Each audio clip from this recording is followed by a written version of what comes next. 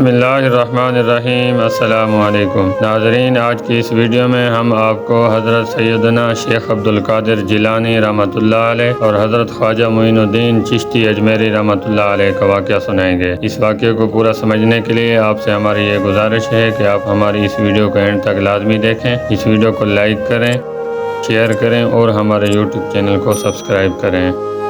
ناظرین، حضرت خواجہ معین الدین چشتی اجمیری رحمۃ اللہ علیہ اپنے مرشد کے ساتھ مدینہ منورہ میں حاضر ہوئے اور بارگاہ رسالت باب میں بادب طریقے سے سلام پیش کیا اور آواز آئی کہ وعلیکم السلام یا سلطان الہند قطب شیخ۔ ساتھ ہی حکم ہوا کہ اے معین الدین، اب تمہاری ڈیوٹی اجمیر لگا دی گئی ہے، وہاں چلے جاؤ اور جاتے ہوئے بغداد میں غوث اعظم شیخ عبدالقادر جیلانی رحمۃ اللہ علیہ سے ملتے جانا۔ ناظرین، سیدنا حضرت شیخ عبدالقادر جیلانی رحمۃ اللہ علیہ نے اپنے مریدین سے فرمایا کہ سلطان الہند آ رہے ہیں، استقبال کے لیے چلو۔ جب حضرت معین الدین چشتی رحمۃ اللہ علیہ بغداد پہنچے تو لوگوں نے حضرت شیخ عبدالقادر جیلانی رحمۃ اللہ علیہ سے فرمایا کہ حضور، آپ نے فرمایا تھا کہ سلطان الہند آ رہے ہیں، یہ تو 18 سال کا بچہ ہے۔ حضور سیدنا شیخ عبدالقادر جیلانی رحمۃ اللہ علیہ نے مسکرا کر فرمایا، یہی سلطان الہند ہے۔ خواجہ معین الدین چشتی اجمیری رحمۃ اللہ علیہ نے بغداد شریف میں تقریباً 3 ماہ قیام کیا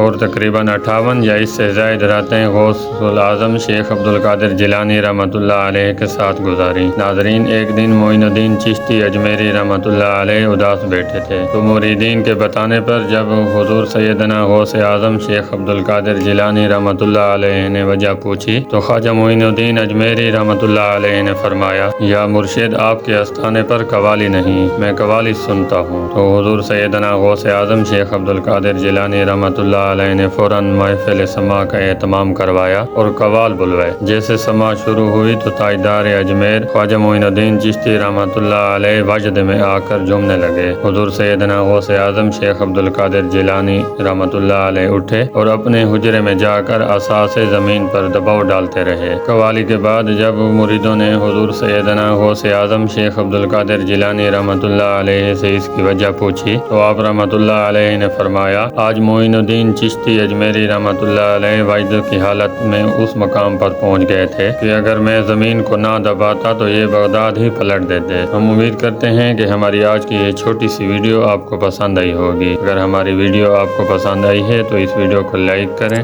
شیئر کریں اور ہمارے یوٹیوب چینل کو سبسکرائب کریں۔